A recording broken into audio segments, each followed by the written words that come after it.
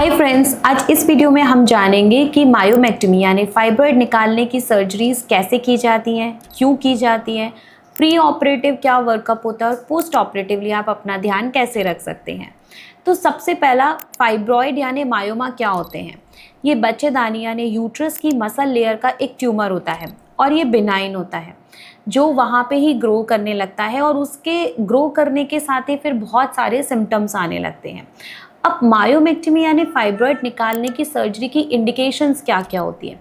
देखिए, सबसे पहला, अगर वो फाइब्रॉइड आपको कोई भी प्रॉब्लम कॉज कर रहा है, जैसे इनफर्टिलिटी कर रहा है, कभी कभी ये फाइब्रॉइड बच्चेदानी के अंदर की लाइनिंग में होता है जिसको हम सब म्यूकोजल फाइब्रॉइड बोलते हैं, और प्रेगनेंसी ठहरने में प्रॉब्लम होती है तो हमें ये निकालना पड़ता है।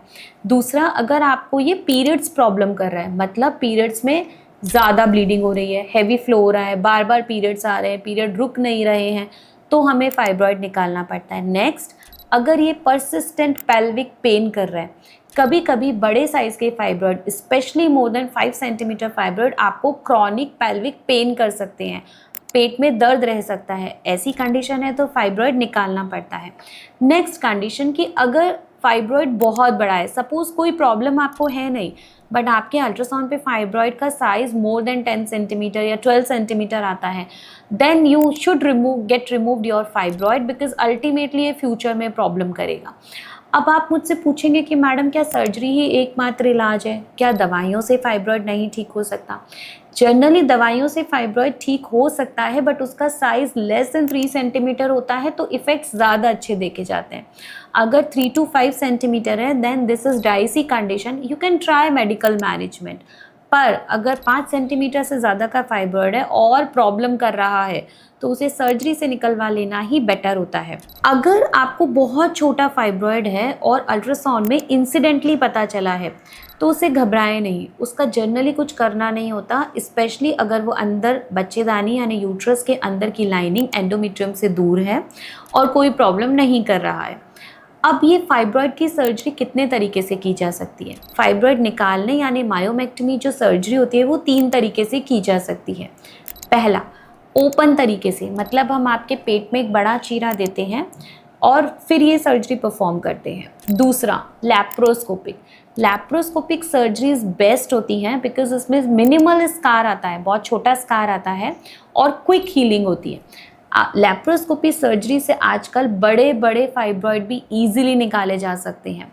तो if you are suffering from fibroid you should go for the laparoscopic removal. Third, hysteroscopic removal. अगर ये फाइब्रॉइड एंडोमेट्रियम यानी बच्चेदानी के अंदर की लाइनिंग के पास है तो हम हिस्ट्रोस्कोपिक गाइडेड ये फाइब्रॉइड निकालते हैं और वो इजीली निकाला जा सकता है। तो ये 3 तरीक़ों से आपकी फाइब्रॉइड की सर्जरी की जा सकती है। नेक्स्ट इंपॉर्टेंट क्वेश्चन कि मैम मैं फाइब्रॉइड की सर्जरी के लिए जाना चाहती हूँ बट मुझे क्या प्रिपरेशन करनी है। सबसे पहला, हम आपको एनेस्थीसिया फिटनेस लेते हैं बिफोर सर्जरी। उसमें आपका हीमोग्लोबिन और रूटीन ब्लड टेस्ट होते हैं कि whether you are fit for the surgery और नॉट। सेकेंड इंपॉर्टेंट चीज़ कि जब आपकी जिस दिन सर्जरी प्लान्ड होती है उससे एक दिन पहले रात के 12 बजे से आपको कुछ नहीं खाना पीना होता है। If your surgery is plan in the morning hour, 6 hours की फास्टिंग के बाद हम आपको सर्जरी के लिए प्लान करते हैं। ये सर्जरी अगर लैप्रोस्कोपी से की जा रही है तो जनरल एनेस्थीसिया में की जाती है। सर्जरी से कुछ घंटे पहले आपके डॉक्टर आपको लेग्जेटिव टैबलेट या सिरप दे सकते हैं just to clear your gut. Important चीज़, जिस दिन आपका एडमिशन होता है आपका आईवी कैनुला होता है, कुछ आईवी मेडिसिन दी जाती हैं, आपको प्रिपेयर किया जाता है और ओटी में शिफ्ट किया जाता है। सर्जरी के बाद अब क्या होता है कि जब आपकी फाइब्रॉइड की सर्जरी हो जाती है उसके 6 से 12 घंटे के बाद हम आपको खाना पीना अलाउ कर देते हैं।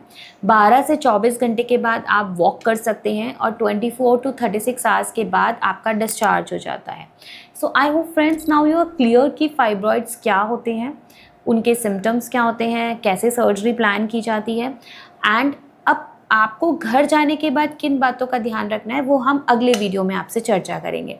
फिर भी अगर आपको कोई डाउट हो तो आप कमेंट बॉक्स में हमसे पूछ सकते हैं।